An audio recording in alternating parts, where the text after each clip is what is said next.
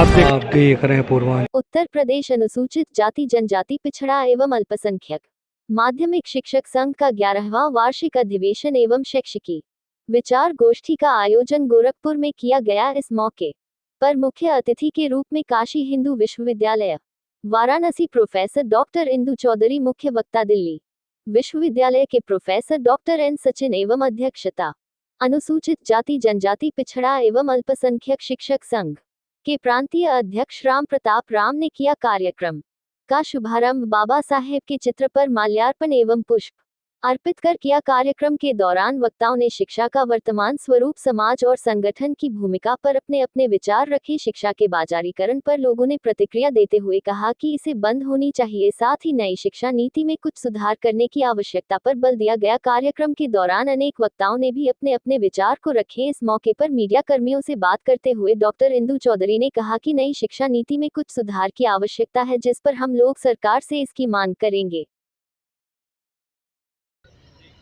ये 11वां प्रांतीय सम्मेलन है अनुसूचित जाति जनजाति पिछड़ा अल्पसंख्यक माध्यमिक शिक्षक संघ का। इनकी जो डिमांड्स हैं उनको लेकर के भी ये मीटिंग और वार्षिक अधिवेशन है। तो यही कहूँगी कि देखिए, टीचर्स हैं, चाहे प्राइमरी के टीचर हों, चाहे माध्यमिक के हों, चाहे यूनिवर्सिटी के टीचर्स हों, हम सबकी चिंता का विषय केवल शिक्षा रहता है। और अगर नई शिक्षा नीति में कुछ खामियां हैं तो उनको निश्चित रूप से उसको दूर किया जाना चाहिए। और इस माध्यमिक शिक्षक संघ के माध्यम से जो इनका आज कि नई शिक्षा नीति में खामियां हैं, क्या खामियां हैं? जी, खामियां बहुत सारी है, क्योंकि हम भी उसी एनईपी को लागू हमारे यहाँ भी विश्वविद्यालय में किया गया है। तो जिस प्रकार से दिखाया जा रहा है कि वो कौशल परक है, रोज़गार परक है, तो पहले बेस मजबूत करेंगे तब तो आप रोज़गार की तरफ बढ़ेंगे। यहाँ बेस ही नहीं मजबूत है, उसको रोज़गार परक किया जा रहा है। छात्रों को बहुत सारा ऐसा जो ऑप्शन दिया जा रहा है, जो कि छात्र इंटरमीडिएट पढ़ करके जब आप ग्रेजुएशन लेवल तक आते हैं तो आपका इतना मानसिक विकास नहीं हुआ होता है कि आप जो डिसिप्लिन है उसमें आप चुनाव कर सकें। तो जो पहले पैटर्न चल रहा था वो पैटर्न हमें लगता है कि बेटर है। हम उम्मीद करते हैं कि अगर कुछ संशोधन हो जाएगा तो नई शिक्षा नीति के भी परिणाम बेहतर होंगे। जैसे कि शिक्षा में बाजारीकरण हो रहा है, तो उस पे क्या कहना चाहते हैं? देखिए, बाजारीकरण तो हो ही रहा है, प्राइवेटाइजेशन भी हो रहा है। जो इसका शिक्षा का जो हम लोगों का फीस स्ट्रक्चर है उसको भी बढ़ाया गया है। तो ये कहीं न कहीं शिक्षा के ऊपर तो एक बहुत बड़ा, एक तरीके से कहिए, ब्लेम भी हो रहा है कि आप कैसे जो है प्रमोट करोगे शिक्षा को। अगर आपने शिक्षा को ही कंट्रोल कर दिया, बच्चे पढ़ने ही नहीं पाएंगे, तो देश का विकास आप किस आधार पे करना चाहते हैं? आपने नारा दिया सबका साथ सबका विकास, तो किस आधार पे आप सबका साथ लेके चल रहे हैं जब शिक्षा को ही कमज़ोर कर दे रहे हैं, जो कि सब चीज़ का धुरी होती है, बेस होता है, नींव होती है। अगर नींव को ही कमज़ोर कर देंगे तो इमारत कैसे आप मजबूत बना पाएंगे? तो क्या मांग करना चाहते हैं? मांग तो जो इनका मांग पत्र है वो तो अब आपका कार्यक्रम है कि अनुसूचित जाति जनजाति पिछड़ा अल्पसंख्यक माध्यमिक शिक्षक संघ का जो डिमांड्स हैं वो डिमांड्स ये लोग रख रहे हैं।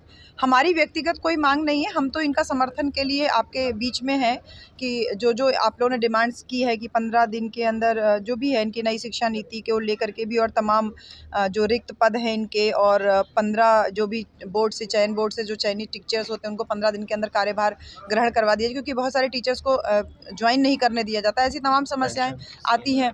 पेंशन की स्कीम्स को लेकर के आता है, तो सरकार जब भी चुनाव आता है तो लोग झुंझुना थमा देते हैं, ओपीएस का नारा लगाते हैं, वोट ले जाते हैं, लेकिन एक्चुअली काम नहीं करते हैं। तो जो डिमांड्स आपकी है हम समर्थन में हैं इनके। वर्तमान स्वरूप है जिस पे प्रश्न लगा क्या है सर, किसका विरोध है?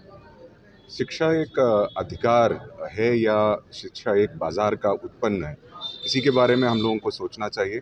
अभी जो नया शिक्षा नीति आया है, जैसे राम प्रताप जी ने बोला कि मतलब बाजारीकरण और ग्लोबलाइजेशन और लिबरलाइजेशन के बाद जो अभी जो शिक्षा नीति आए हैं बिल्कुल उन्हीं के तहत चल रहा है।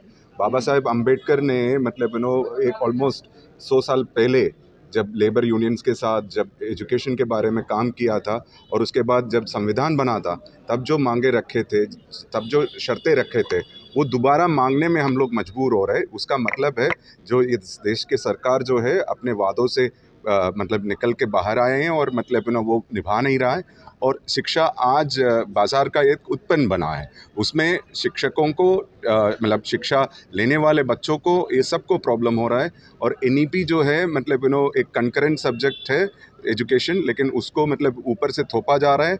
वो हर राज्य में अलग अलग स्वरूप ले रहा है और वहाँ पे उनका दिक्कतें हो रहा है। तो ये सब चीज़ के खिलाफ मतलब जनता को मतलब अवेयरनेस बनाना और उसके साथ काम करना ताकि हमारे अधिकार का रक्षा हो और यहाँ पे सबको समान शिक्षा मिले, इसके लिए हम लोग मतलब प्रतिज्ञाबद्ध है और हम इसमें काम कर रहे हैं। मेरा नाम सचिन है, मैं दिल्ली यूनिवर्सिटी में पढ़ाता हूँ और शिक्षा के क्षेत्र में काम करता हूँ। आज मैं अपना परिचय पहले दे दूँ। मैं राम प्रताप राम, प्रदेश सदस्य उत्तर प्रदेश अनुसूचित जाति जनजाति पिछड़ा एवं अल्पसंख्यक माध्यमिक शिक्षक संघ। आज जो है उत्तर प्रदेश अनुसूचित जाति जनजाति पिछड़ा एवं अल्पसंख्यक माध्यमिक शिक्षक संघ का 11वां अधिवेशन एवं सचिव विचार गोष्ठी रखा गया है। जो विचार गोष्ठी का जो विषय है शिक्षा का वर्तमान स्वरूप, समाज और संगठन की भूमिका पर आज बात रखी जा रही है। मैं आपको कह दूं कि जब से देश में नई आर्थिक नीति 1991 और नई शिक्षा नीति लागू हुआ तब से शिक्षा व्यवस्था पूरी तरह निजीकरण हाथ में चली गई है, पूरी पूंजीपतियों के हाथ में चली गई है, शिक्षा का बाजारीकरण हो गया है। तो आप ताज़ा उदाहरण देख रहे होंगे तो जो उत्तर प्रदेश में शिक्षकों के ऊपर जो हमले हो रहे हैं, जो जब से उत्तर प्रदेश माध्यमिक शिक्षा सेवा चयन बोर्ड अधिनियम 1982 समाप्त कर दिया गया तब से पूरे शिक्षकों के ऊपर जो हमले हो रहे हैं, जो सेवा सुरक्षा हैं, जो सेवा शर्तें हैं, जो धाराएं थीं 12, 18, 21 पूरी तरह समाप्त कर दिया गया है। इसी कारण जो पूरे शिक्षकों के ऊपर जो है हमले हो रहे हैं, पूरे प्रदेश में एक सस्पेंशन का बाहर आ चुकी है। तो इसी को लेकर के आज जो है हम लोग आज कार्यक्रम आयोजित किया गया है और हम सरकार से मांग करते हैं कि पुनः जो है हम लोग की जो सेवा सुरक्षा थी, जो धाराएं थी, धारा 12, धारा 18, धारा 21 को बहाल किया जाए, जिससे शिक्षकों की सेवा सुरक्षा सुरक्षित हो सके और शिक्षकों के ऊपर हमला न हो सके। वैसे सरकार ने पूरी तरह से जो है ये जो अधिनियम जो 1982 का अधिनियम हटा दिया है, लेकिन शिक्षक संगठन पूरी तरह तैयार है। जब तक कि अपनी सेवा सुरक्षा और सेवा शर्तें बहाल नहीं हो जाती है तब तक पूरे प्रदेश में पूरे सभी संगठन मिल करके एक बड़ा मंच तैयार करके हम लोग आंदोलन करने के लिए तैयार हैं।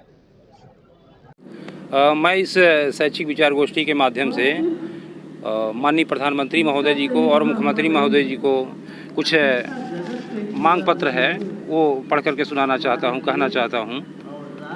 विषय है देश के बहुसंख्यक समाज के मौलिक समस्याओं के निराकरण हेतु ध्यानाकर्षण के संबंध में। महोदय, सादर अवगत कराना है कि आपके नेतृत्व में देश प्रदेश निरंतर विकसित राष्ट्र के संकल्पना को मूर्त रूप प्रदान करने की दिशा में अग्रसर है। देश के सभी क्षेत्र एवं समाज के सभी वर्गों के समग्र विकास हेतु निम्न बिंदुओं के प्रति आपका ध्यान आकर्षण अपेक्षित है।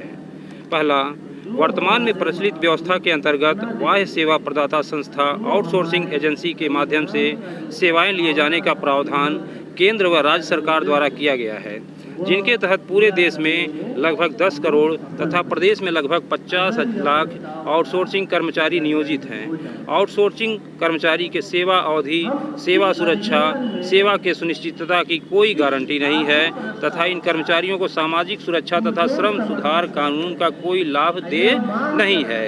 वाह्य सेवा प्रदाता संस्था के माध्यम से नियोजित सभी कर्मचारियों को संबंधित विभाग संगठन में अस्थायी रूप से नियोजित किया जाए एवं जिससे संबंधित कर्मचारियों को निर्वाह योग्य मजदूरी, मानवोचित कार्य दशाएँ उपलब्ध हो सकें तथा साथ ही उनकी मानसिक दशा व भौतिक कार्य परिस्थितियों में सुधार हो सके।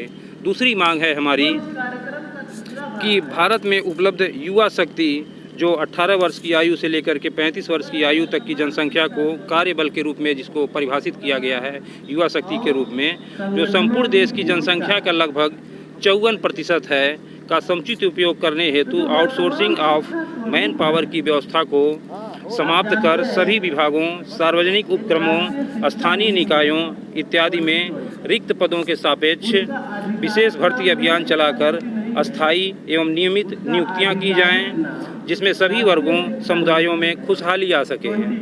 देश एक समग्र संतुलित विकसित राष्ट्र की श्रेणी में अपना गौरवपूर्ण स्थान अर्जित कर सके। तीसरी मांग है हमारी कि नगरीय बसावटों में संपर्क मार्ग, गली, पार्क, सामुदायिक भवनों इत्यादि की साफ सफाई के लिए आउटसोर्सिंग के माध्यम से नगर निकायों द्वारा सफाई कर्मियों का जो नियोजन किया गया है, जिनको सामान्यतः रुपये 8,000 रुपये से लेकर के 9,000 का मासिक मानदेय केवल दिया जा रहा है। वर्तमान बढ़ते हुए महंगाई को देख करके जो उक्त मानदेय है उस मजदूरी की धनराशि से जीविकोपार्जन आज के इस भौतिक परिवेश में संभव नहीं है। इतने कम मानदेय राशि में न वो ठीक ढंग से अपने परिवार को चला पाएगा और न ही बच्चों का शिक्षा अर्जन कर सकता है। तो इसलिए यह सफाई कर्मियों की मासिक मजदूरी को बढ़ाया जाए और बढ़ाकर कम से कम 30,000 रुपये की जाए तथा सभी सफाई कर्मियों की सेवा में को अस्थायी किया जाए।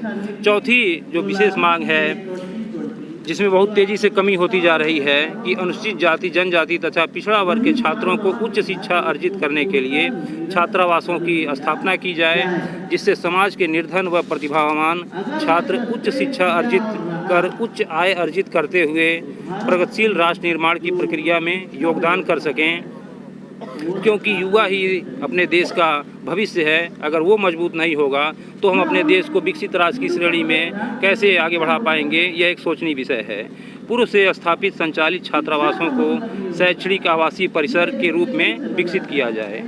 अगली मांग है कि अनुसूचित जाति जनजाति पिछड़ा वर्ग तथा धार्मिक अल्पसंख्यक वर्ग के प्रतिभावान व कुशल अधिवक्ताओं की संख्या के अनुपात में शासकीय अधिवक्ता, अस्थायी अधिवक्ता विभिन्न विभागों, प्रतिष्ठानों, संस्थाओं और सार्वजनिक उपक्रमों में विधिक परामर्शदाता के रूप में नामित किया जाए, जिससे विधि व्यवसाय में सभी वर्गों की समुचित भागीदारी सुनिश्चित हो सके।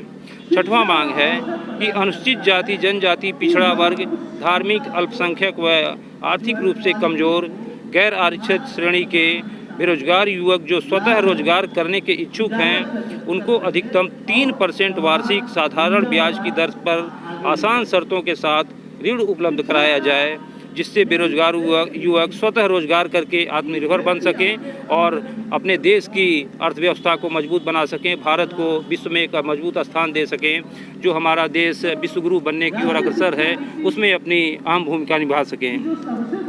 अंतिम हम चाहते हैं अपनी मांग को बताना कि नगरीय क्षेत्रों में फुटपाथ पर ठेला लगाने वाले दुकानदार, जूते चप्पल की सिलाई मरम्मत करने वाले कारीगर को अधिकतम 2% वार्षिक साधारण ब्याज पर ऋण उपलब्ध कराया जाए तथा ऐसे दुकानदारों कारीगरों को संबंधित नगर क्षेत्र में दुकान लगाने के लिए समुचित स्थल उपलब्ध कराया जाए, जिससे वह अपनी आजीविका करते हुए बेहतर जीवन यापन कर सके। क्योंकि जब तक हम अंतिम पायदान के अपने भाई को एक मजबूत स्थिति नहीं दे पाएंगे, सबको बराबरी का दर्जा नहीं दे पाएंगे, तब तक हम एक विकसित राष्ट्र की श्रेणी में अपने आप को स्थापित नहीं कर पाएंगे।